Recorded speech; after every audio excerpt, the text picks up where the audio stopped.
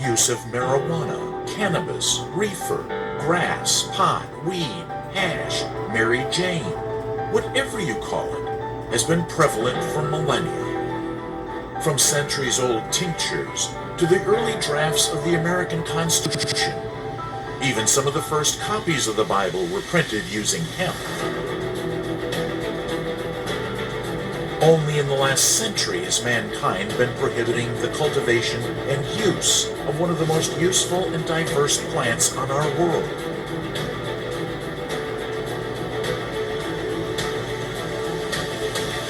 Propaganda, lobbying campaigns, misinformation, and ulterior motives have been detrimental to our knowledge of the medicinal properties of the plant, but also to society itself. For too long, minorities have been the target of the so-called war on drugs.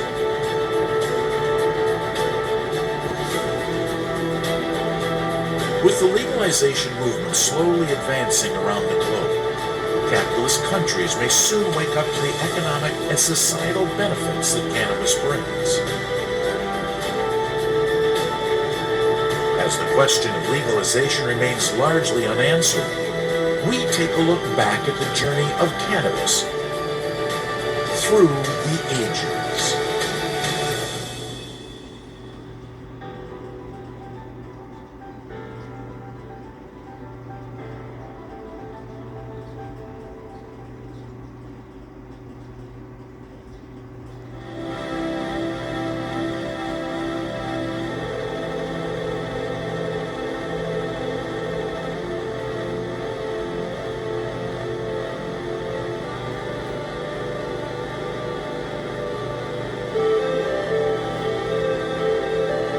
Over 150 million people regularly use cannabis today. But to understand where humanity's appreciation for this plant originates from, we must look a few thousand years ago, to the year 4000 BC.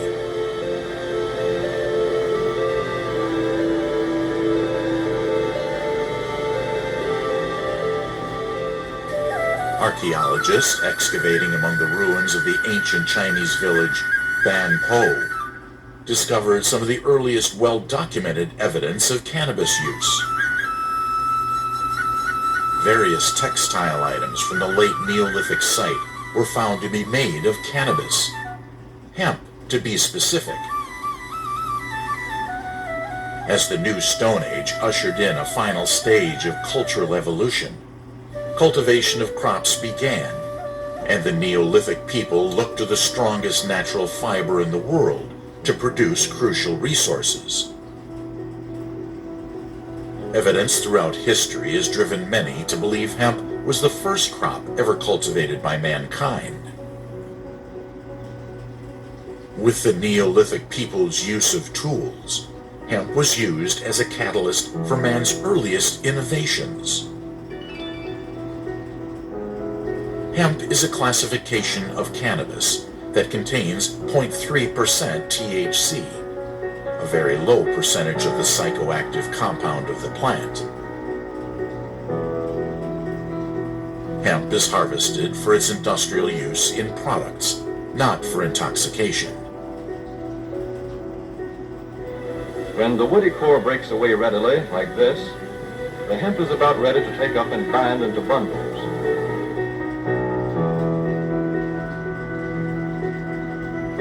Its diverse uses, from rope to fabric, building materials to paper, even oil, made this plant a major food crop and was regarded among the 5 main grains they harvested. 1,300 years later, around 2737 BC, ancient Chinese book, The Classic of Herbal Medicine, is compiled, showing the earliest recorded use of cannabis as a medicinal drug. Not only this, the Chinese relied on this plant for warfare. Large allocations of land was portioned off for fields of cannabis, considered as the first war crop. Hemp from the cannabis plant was used for making bowstrings.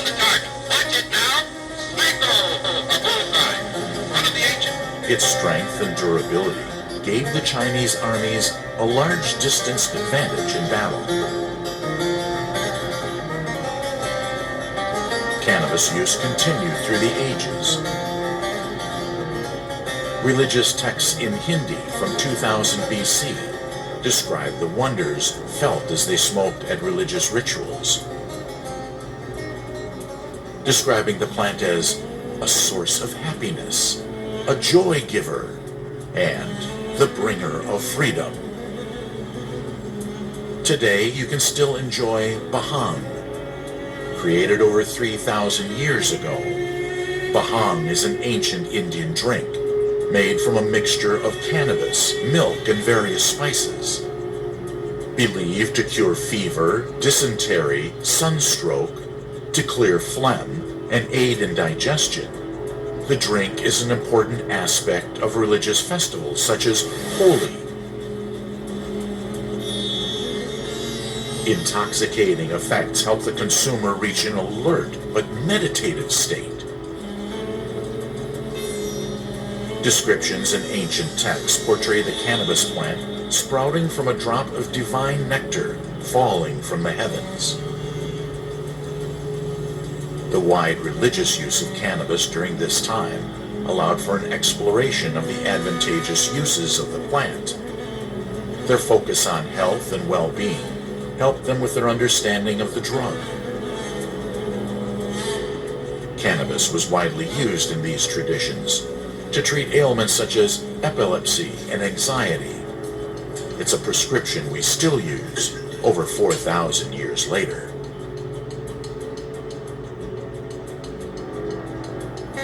The emerging Silk Road, a vast network of ancient trade routes linking the east to the west, helped spread medicinal knowledge of the plant. Embarking on its quick expansion throughout civilizations. Cannabis would later be used in steam baths and burial rituals by the Scythians. The great inquirer Herodotus, circa 450 BC, described how Scythians would howl in their joy at the vapor baths. Charred remains excavated from a Scythian burial site proved Herodotus' claim. Scythians would burn cannabis seeds for ritualistic and euphoric intentions. Cannabis made its way south to Egypt. Notes in the Egyptian medical papyrus of herbal knowledge show the Egyptians used cannabis as a way to treat inflammation. Excavations recovered cannabis pollen from the mummy of Ramses II, often regarded as the greatest, most celebrated, and most powerful pharaoh in ancient Egypt. Cannabis use was within all levels of society. Evidence suggests that the Assyrians also knew about the psychoactive effects of cannabis and used it as an incense since the 19th century BC.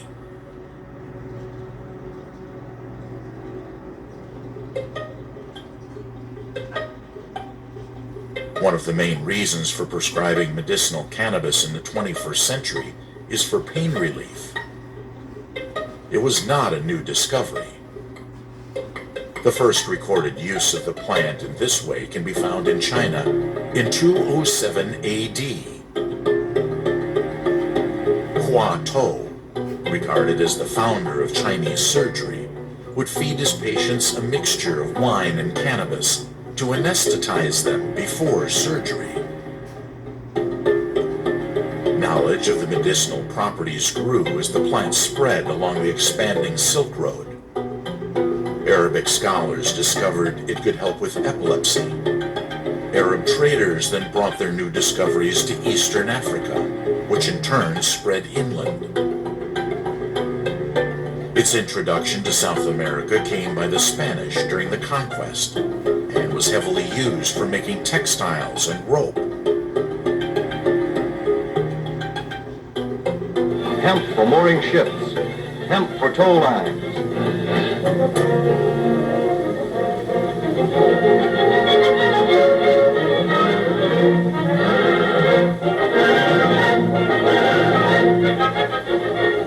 Hemp for tackle and gear. Hemp for countless naval uses, both on ship and shore. In this age of exploration, hemp was essential for shipbuilding and helped form the maritime empire. For centuries prior to about 1850, all the ships that sailed the western seas were rigged with hempen rope and sails. For the sailor, no less than the hangman, hemp was indispensable. A 44-gun frigate, like our cherished old Ironsides, took over 60 tons of hemp for rigging. Naturally, in this new world, cannabis was making its way further than it had been before. Known as a medicine, intoxicant, and a strong source of fiber, the plant gradually moved north to Mexico. With the country's strong links between religion, medicine, and intoxication, the drug became popular in both the Spanish and indigenous populations. Transportation into North America was inevitable. The Conestoga wagons and prairie schooners of pioneer days were covered with hempen canvas. Indeed, the very word canvas comes from the Arabic word for hemp. Attitudes towards the plant were very different to how many view it today. Its origins can be traced to the earliest days of settlement in the new land. 1619. Settlers were encouraged to grow hemp. The Virginia Assembly passed legislation forcing all farmers to grow the plant. In parts of the country, hemp was even used as currency. 1798.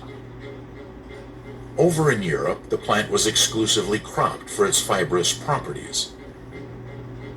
Napoleon, bringing seeds back from Egypt, investigated the plant for its sedative and pain-relieving qualities and used it to treat tumors. Similarly, around the same time, Irish doctor William O'Shaughnessy publishes his findings on the preparation of Indian hemp, or ganja, concluding that cannabis had no negative medicinal effects. He went on to write, "The narcotic effects of hemp are popularly known in the south of Africa, South America, Turkey, Egypt, Middle East Asia, India, and the adjacent territories of the Malays, Burmese, and Siamese. In all these countries, hemp is used in various forms by the dissipated and depraved as the ready agent of a pleasing intoxication. In the popular medicine of these nations, we find it extensively employed for a multitude of affections. But in Western Europe, its use either as a stimulant or as a remedy is equally unknown." During his time serving the British in India, William studied the effects of cannabis on human patients, describing various successful experiments in his book. The conclusion by William accelerated its use throughout Western medicine. Returning to Victorian Britain, William looked to establish cannabis as a wonder drug. Now it was being used in a pharmaceutical context. Queen Victoria even benefited from this, using the plant's properties to treat her menstrual cramps. Sir Russell Reynolds, private doctor to the Queen, wrote, "When pure and administered carefully, cannabis is one of the most valuable medicines we possess." Over the next century, unlike how the law prohibits us from studying the drug now, open use of the plant then allowed for more discoveries. Countless papers were published on its therapeutic uses, and soon, tinctures and medical cannabis were available as over-the-counter medication. In the last half of the 19th century, almost half of all medicines contain cannabis. but this started to fade away entering the 20th century. By now, the active components of the drug had not been discovered. Tinctures and extracts had a varying degree of success, and with the introduction of vaccines and more successful sedatives such as aspirin and morphine, use of the plant declined.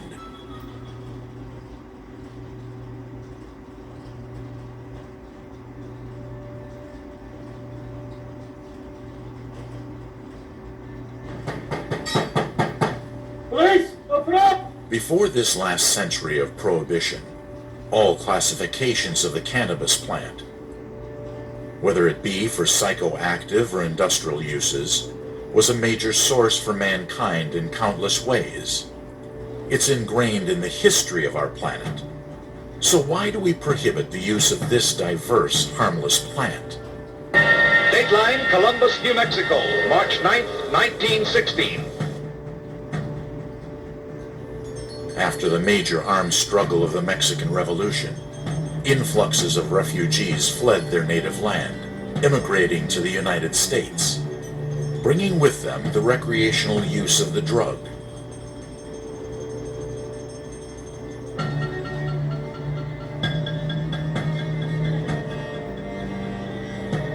Fearing American jobs would be lost to Spanish-speaking, marijuana-smoking immigrants, anti-drug campaigners began associating the drug with the Mexicans.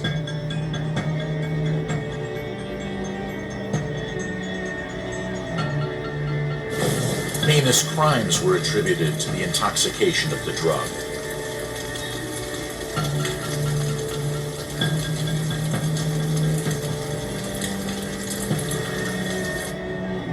Propaganda flooded the streets, warning of the impending marijuana menace.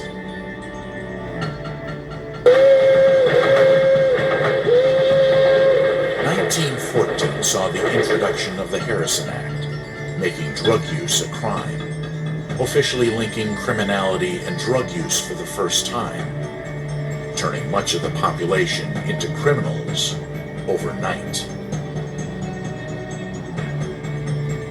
Vast swaths of unemployment brought on by the Great Depression played an important role in escalating public resentment towards the Mexican population, in turn vilifying the drug.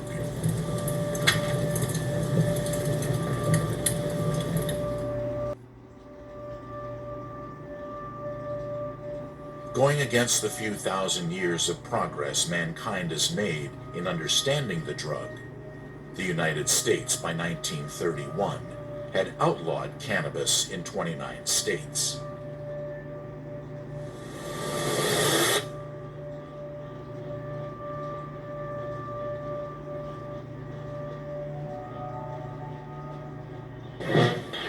You, Herbert Hoover, do solemnly swear that you will faithfully execute the office of the President of the United States and, to the best of your ability, that you will preserve, maintain, and defend the Constitution of the United States. I do. 1930. Pressure had mounted on the government to investigate the drug, leading President Hoover to establish the Federal Bureau of Narcotics. Hoover had one man in mind.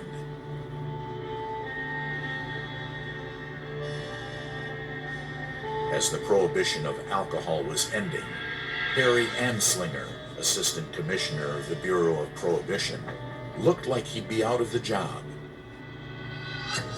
But at the age of 38, Anslinger was offered the top job by his wife's uncle, vowing to put an end to all narcotics, including cannabis.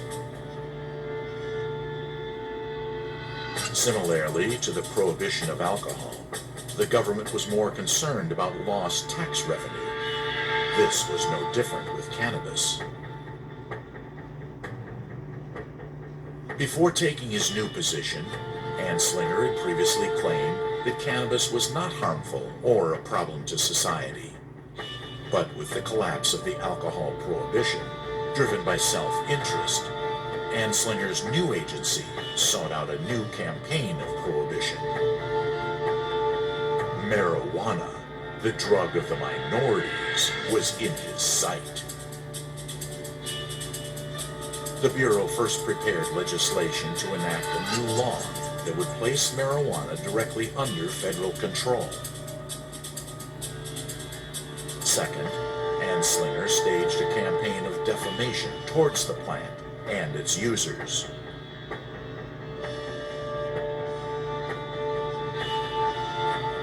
His opinions were clear, prejudiced, and racist. By the tons it is coming into this country, the deadly, dreadful poison that racks and tears not only the body, but the very heart and soul of every human being who once becomes a slave to it in any of its cruel and devastating forms. Marijuana is a shortcut to the insane asylum. Smoke marijuana cigarettes for a month, and what was once your brain will be nothing but a storehouse of horrid specters. Hashish makes a murderer who kills for the love of killing out of the mildest-mannered man who ever laughed at the idea that any habit could ever get him. Fabricated accounts of cannabis-fueled violence began cropping up. Using the yellow press, a term used for unethical sensationalist journalism, using exaggerated headlines to sell newspapers, Anslinger propelled his message to the national level. Needing the Bureau to prove its worth, Harry Anslinger concocted a plan to deceive the public. Using a series of police-like reports, Anslinger peddled his anti-cannabis sentiment to the mass media. Named the Gore Files, a series of reports detailing 200 horrifically violent crimes which Harry attributed to cannabis use. One case went as follows. Car number 3, got your message over? Okay, Kate. We'll proceed immediately. Hey. An entire family was murdered by a youthful addict in Florida. When officers arrived at the home, they found the youth staggering about in a human slaughterhouse. With an axe, he killed his father, mother, 2 brothers, and a sister. He seemed to be in a daze. He had no recollection of having committed the multiple crimes. The officers knew him ordinarily as a sane, rather quiet young man. Now he was pitifully crazed. The boy said that he had been in the habit of smoking something which his youthful friends called muggles, a childish name for marijuana.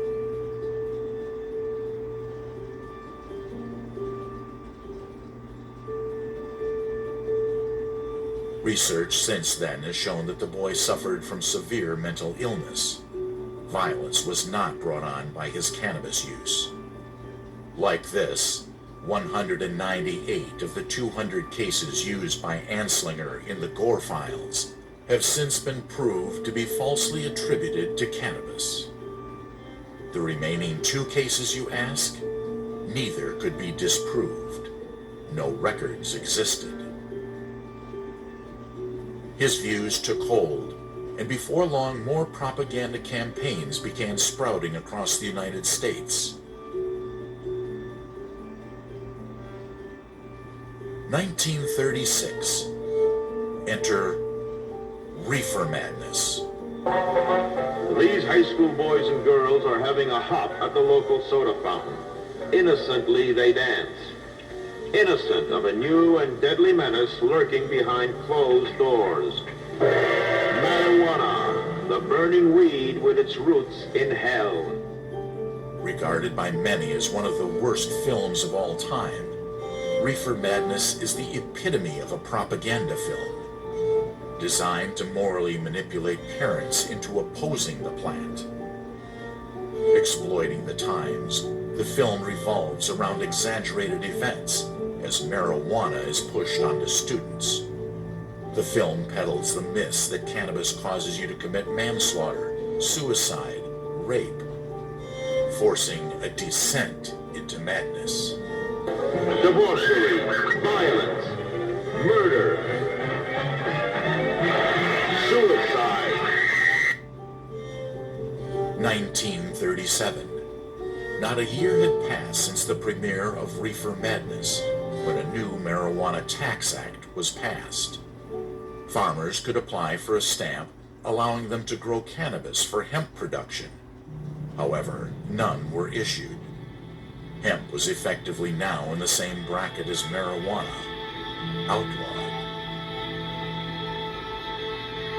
Once touted as the new billion-dollar crop for its diverse use in over 30,000 different products, hemp provided a more ecological and economical product than many of its competition, fueling more resentment towards the plant.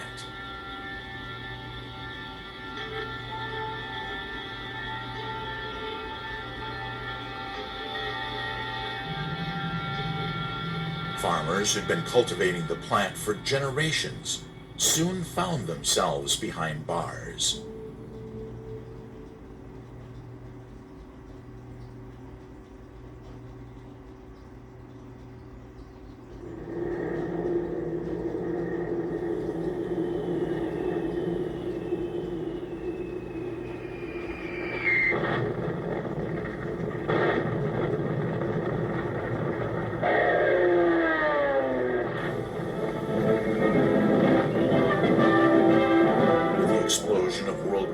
In 1939, and the greater need for textile production, the government looked to promote its use for the war effort, producing war propaganda films such as Hemp for Victory.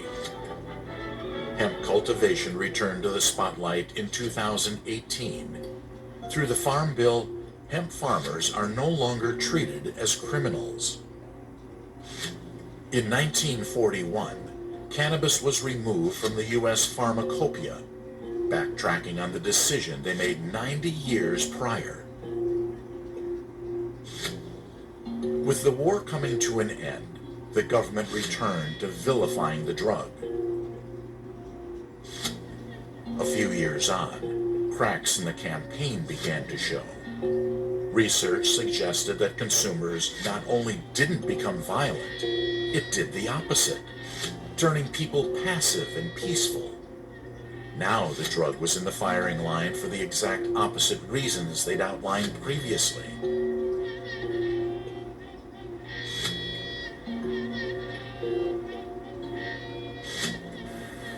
Hey, John, run the beat, that's stuff. That's what I'm for, stuff.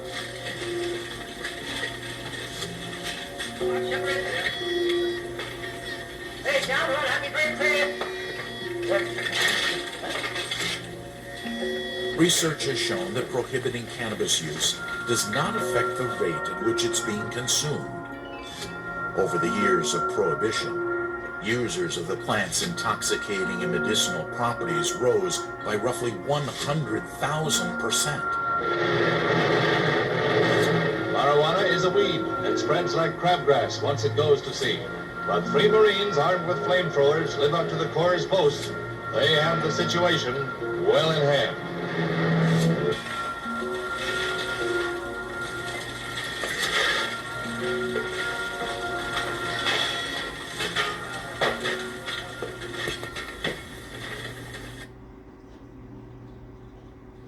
(1969). Drugs, especially marijuana, became a major problem in 1969. Operation Intercept stopped the drugs from crossing the Mexican border. Great quantities were seized and destroyed, but Mexico claimed that the operation was ruining tourism. After the Mexican government agreed to crack down on suppliers, Operation Intercept was canceled.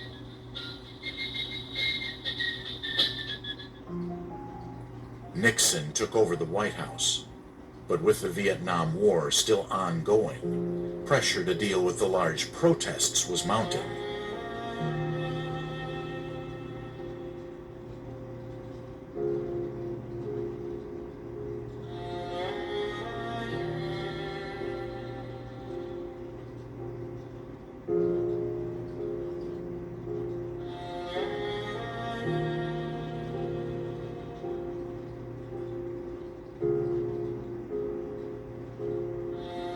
1972, the Schaefer Commission.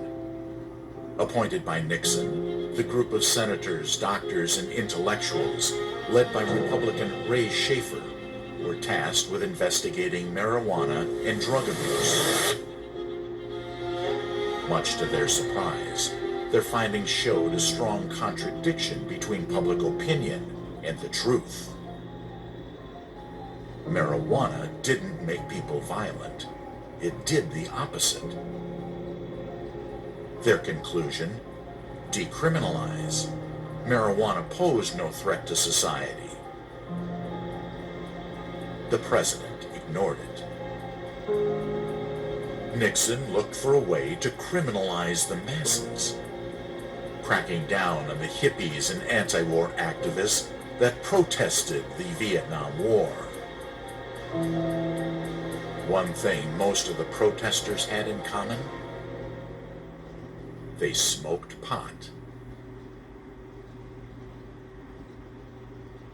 This is the now generation.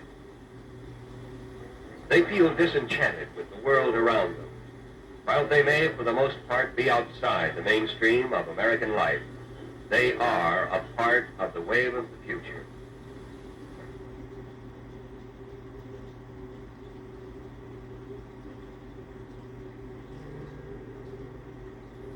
State troopers were promoted to undercover agents with the sole purpose of infiltrating the protests, apprehending the marijuana users. If the protesters were behind bars off the street, Nixon could continue with no visible opposition. The war on drugs had begun.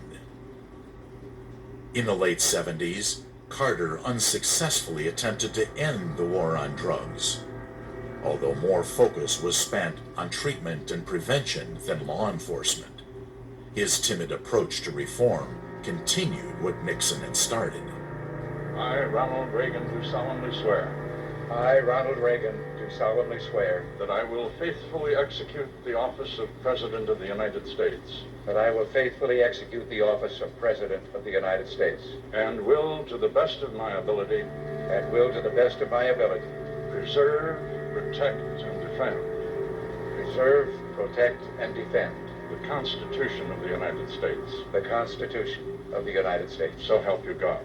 So help me God. It wasn't until Reagan's administration in 1981 when the war on drugs intensified. Looking to further justify the policy of marijuana prohibition, they continued their fear tactics, throwing increasing amounts of money, taxpayers' money, at their fabricated cannabis issue. It wasn't in their interest to legalize. It would eliminate the justification for a larger budget. Drug enforcement agencies throughout the decades had fed off the continued war on cannabis. One experiment flouted by Reagan claimed to prove cannabis kills brain cells, a widely held belief still today. 1974, the Dr. Heath study. At the Tulane University Medical School in New Orleans, studies of brain impairment are conducted with monkeys raised in isolation. Dr. Robert Heath has implanted electrodes, which cause no pain, in the brains of these monkeys. The electrodes are connected by wires to electronic equipment which monitors the activity of the cerebellum and other implanted areas, such as Animal use in product testing is nothing new, but in 1974, experiments involving monkeys began. Looking to understand the effects of cannabis inhalation, monkeys were subjected to the smoke, but after 90 days, one by one, the monkeys died. Their concocted conclusion? Brain damage from cannabis was inevitable. In reality, things were different. The details of the experiment were finally disclosed after 6 years of requests, revealing that Dr. Heath did not subject the monkeys to 30 joints a day for 1 year, as intended. Instead, They pump the strength of 60 high-grade joints in 5 minutes through specially fitted gas masks over a 3-month period. Without the additional air, the monkeys suffocated. It takes no more than 5 minutes for brain cells to begin dying once the brain is devoid of oxygen. Their fabrication worked. Studies since the botched experiment have gone on to prove the opposite. Clinical trials in 2005 even hinted at the plant's potential to energize brain cell growth. But to this day, the myth that cannabis causes brain cell damage remains an international talking point.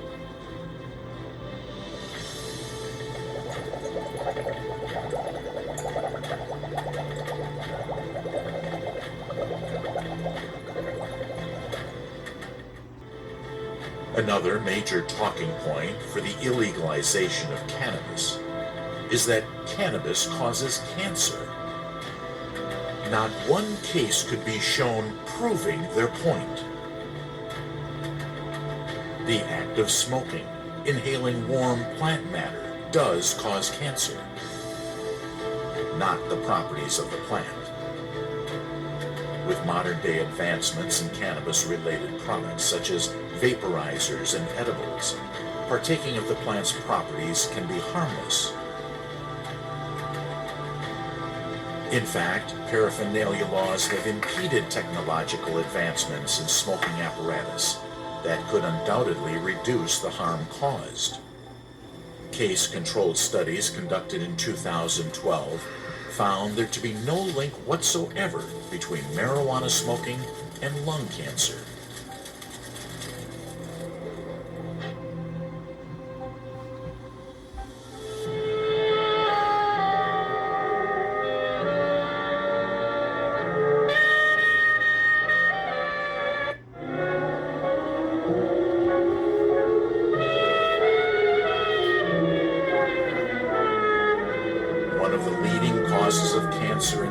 For that matter, is tobacco. A cigarette is a tube of paper filled with loosely packed, chopped up tobacco which burns slowly given the proper draft. An industry that once hoodwinked the nation into believing it was actually good for you. According to the World Health Organization, tobacco kills over 8 million people a year worldwide. Over the decades, tobacco companies have funneled large quantities of money into lobbying campaigns disputing the science behind cancerous cigarettes. Grown with government subsidies and industrial chemicals, tobacco continues to harm the public.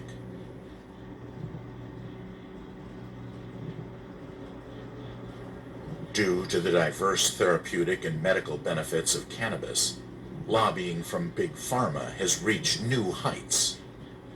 Unable to patent and profit from the natural forming drug, Big Pharma continues to suppress federal legalization.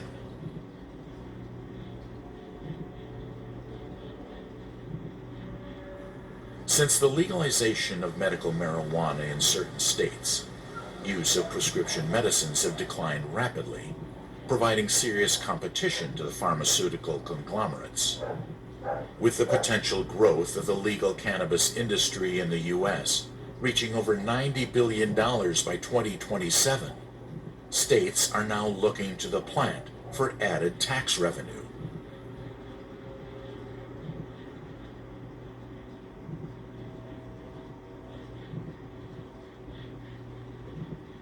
Another big killer? Alcohol. Under the U.S. Department of Health, unlike cannabis, alcohol is a known carcinogen. Over 5% of the world's populations die as a result of harmful self-intoxication. Even more with alcohol-related harm.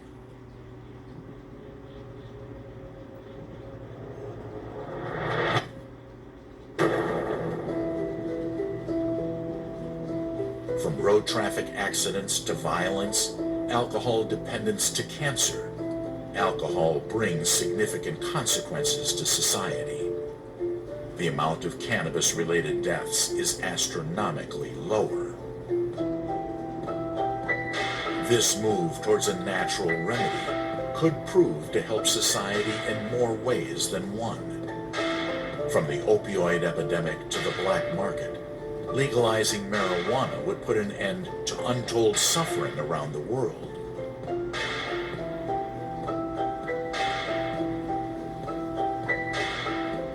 Opioids are generally prescribed for chronic pain. In the late 90s, pharmaceutical companies reassured us there would be no addiction. Over 20 years later, the crisis has reached epidemic proportions.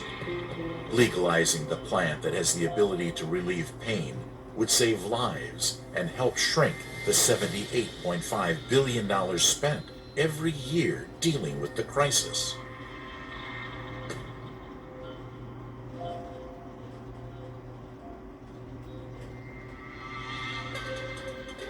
Anybody mandatory? 4, 3, 2, 1. Although the spread of legalization continues state by state, federally it remains illegal. Since 1970, cannabis has been under the list of Schedule I drugs, touted as having no medicinal value by the DEA.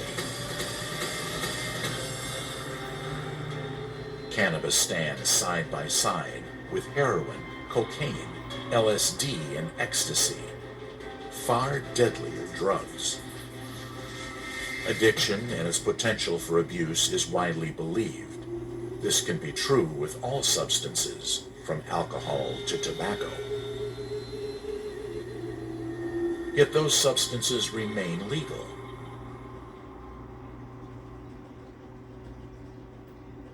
We're all innocent, right? Now come and get it! Let's get one thing straight. Can we get one thing straight? That whatever you think and whatever you think I've done, this, I'm telling you, this substance, cannabis, is a whole lot less harmful than rum punch, whiskey, nicotine, and glue, all of which are perfectly legal. Addiction to marijuana is a problem, according to the stats of the DEA. Statistics show a much higher percentage of marijuana users entering rehab. Brought before a judge, they're given a choice: go to jail or go to rehab. Over 95% of people entering rehab have been forced, giving the DEA ample ammunition to point the finger at the addictive side effects. Caffeine and paracetamol are even more addictive and harmful than cannabis. The folks away. Nothing an unobservant family would notice. And one of the boys is smoking marijuana. Weed, they call it, or reapers. They make you feel dreamy. But they're like punk to a firecracker. Danger. One of the girls says you're a sissy if you don't try a sniff. Just a little snort. And you can't be called a sissy just when the gang is starting to accept you. So you take... Marijuana is an intoxicating, mind-muddling drug. Its use can lead to abnormal behavior, to psychological dependence, and to abuse of other drugs. Cannabis has long been associated with being a gateway drug, a drug that when taken will fuel a desire to take harder drugs. This could not be further from the truth. As it turned out, from the very beginning, Prohibition had meant nothing but trouble. It heralded an era of gangsterism that shocked the nation with its blatant violence. Cannabis prohibition, similarly to the alcohol prohibition of the 20s and 30s, forced the sale of the product onto the black market, giving way to the rise of profiteering gangsters. Left unregulated and untaxed, cannabis dealers push harder substances onto customers, providing a gateway to harder substances through prohibition, not cannabis. So what other reason could there be to limiting the public's consumption? Many believe the psychoactive THC properties of the plant aid in adverse thinking. Conspiracy theorists around the world point to the governments prohibiting the use of marijuana as a way to limit the potential for altered thinking and questioning the policies put in place by the people we elect, questioning the wars we enter on a regular occurrence, or the constant inequality that surrounds us. Uruguay and Canada continue to lead the world on cannabis reform. Uruguay, the first country to legalize cannabis recreationally and medically in 2013, has seen the cost of illegal cannabis plummet, making the black market less profitable, hitting the cartels where it hurts. In turn, the percentage of female convictions has fallen. America's slow cannabis reforms have begun to reap rewards economically, both through the sale and taxation of cannabis, but also through prisons. Turns out that the African American community and the white community use marijuana in about equal rates. And yet African Americans are 4 times more likely to be arrested for the possession of marijuana. One of the most profitable industries in the United States is the privatized prison complex. To keep prisons running, high incarceration numbers are needed. Over the last 30 years, millions of lives have been seriously hurt because people are arrested for possession of marijuana. Cannabis drug arrests make up to 40% of drug convictions. Minority communities have been disproportionately affected for decades. They are the real victims.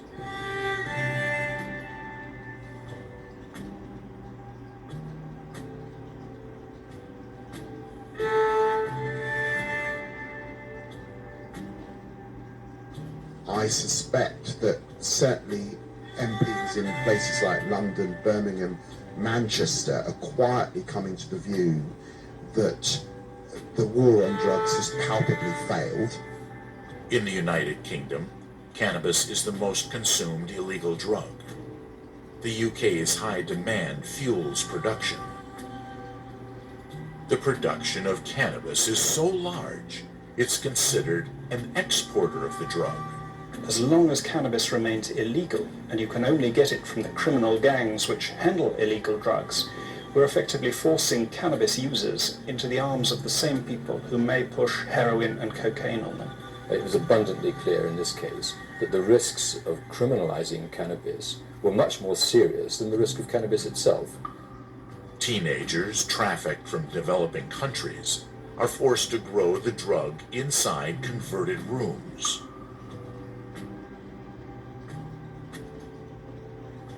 Similarly to Uruguay, legalizing recreational cannabis has the potential to shrink the size of the black market, minimize trafficking, free up police resources, increase tax revenue, and divert much-needed funds to fight tougher crime.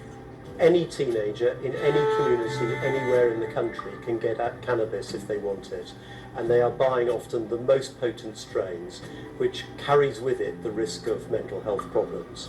So the rational thing to do is to take it away from the criminals and to regulate it and to make sure that we get tax revenues from it rather than giving billions of pounds gratuitously to organised crime, which is what we do at the moment. My argument is that if there are potential dangers, then regulate it, don't leave it in the hands of criminals. It's a ludicrous argument that because something's dangerous, you leave criminals responsible for its distribution. How ludicrous is that? It puts children and young people, teenagers, at direct risk. And it's worse than that because it also leads to extreme violence in many communities. Because if you are a drug dealer selling to a community and someone else tries to get in on your market, what do? You can't go to court, you use violence to get rid of them. And that is the cause of very much violence, particularly in inner city communities. Well, we should decriminalise every drug, in my view. It's ridiculous to give people a criminal record and indeed to put people into prison for the use of drugs. Go to Portugal, where they've decriminalised many years ago. There has been no disastrous consequences. In fact, the number of people who lose their life through dangerous drug use has gone down dramatically. So they have pursued it as a public health strategy, and we should do the same. Although it remains illegal for recreational use, campaigners for medicinal use changed public perception. We have a great deal of evidence now to show that cannabis, raw cannabis, is beneficial against many, many conditions. And we need to stop arresting these patients right now. And we don't need to change the law to do it. All the Home Office Minister needs to do is a quick sign of the pen, and all of a sudden it's out of Schedule 1 of the Misuse of Drugs Act, which means doctors can talk to patients. There's 12 European countries and many other countries around the world who already produce pharmaceutical-grade cannabis products, and this country could import them if a doctor decided that a patient could benefit from them, and that's all we're asking. I think there's a new generation of MPs. MPs tend to be cautious on this. They don't want to be accused of encouraging drug use, but I believe the stronger case has come forward now and said that cannabis has a different use as a medicine, and we can't say to people, stop taking that, even if it's the only drug that gives them some dignity and some peace to their lives. It's cruel, and it's a great shame that people are being criminalized in this way.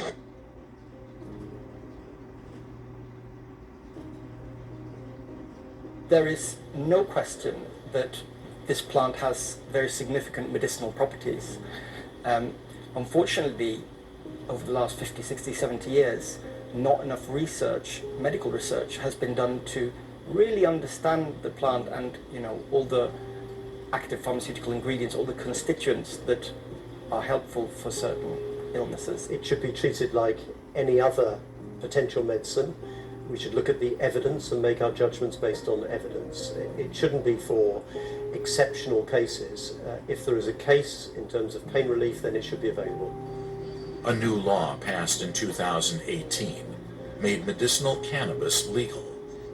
For the first time, doctors could prescribe cannabis-based medicines for conditions such as severe epilepsy, giving patients with life-threatening ailments the chance to turn their lives around. There are 23,000 children in this country with refractory epilepsy like my son's, and many of them will not get access to medical cannabis-based products. The law change did not happen to allow this product to be available, so it's very confusing for the public, very confusing for patients, because really, whilst it's a very good step in the right direction for a very small amount of people, it really does let down many children. The reality of looking after a child with uncontrolled epilepsy is hell. It causes relationships to break down, it causes siblings to have mental health problems because of what they see their brothers or sisters go through, and that is utterly wrong. Once the drugs are made, they're going to be far too expensive, and unfortunately currently there are many, many people, caregivers and patients alike, who are still going to be criminals just for keeping themselves healthy and those that they love alive.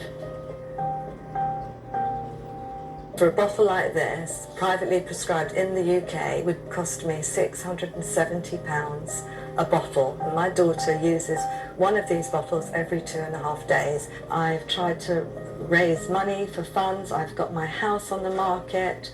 I've got 1 month's medicinal cannabis left. After that, I don't know what I'm going to do. Why I'm doing this now is a desperate plea for Boris Johnson to step in and honour what they made legal a year ago. Well, let's be clear, the government reacted because children were at risk and they were frightened of a public outcry. So suddenly the argument moved forward as that. But, and I welcome the shift, but we've got a long way to go. And for me, the clear argument is that we should be regulating cannabis generally for both recreational use and for medicinal use. The UK government should pay attention to the evidence. It'll save the NHS billions of pounds, in my view, in beds and consultations and the rest of it. The case is overwhelming. We've got the evidence, the policy, we just need government action.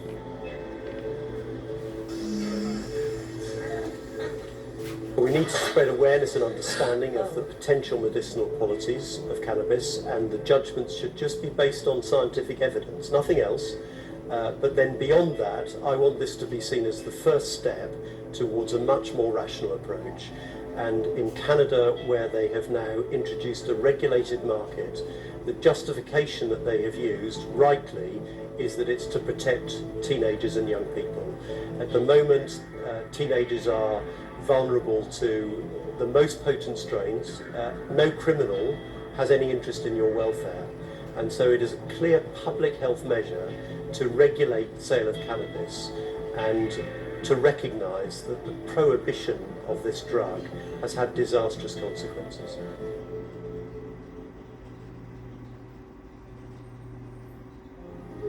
Cannabis throughout the world remains an untapped major resource. Though progress in recent years has allowed an increase in cannabis experimentation, the new billion-dollar industry remains a serious threat to the pharmaceutical and prison complex.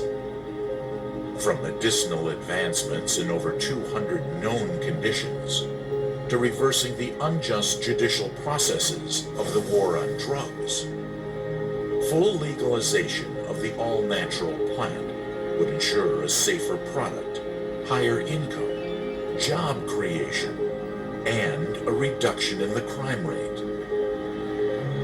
Prohibition has never worked. With vastly more pros than cons, a return to the individual's freedom of choice looks inevitable.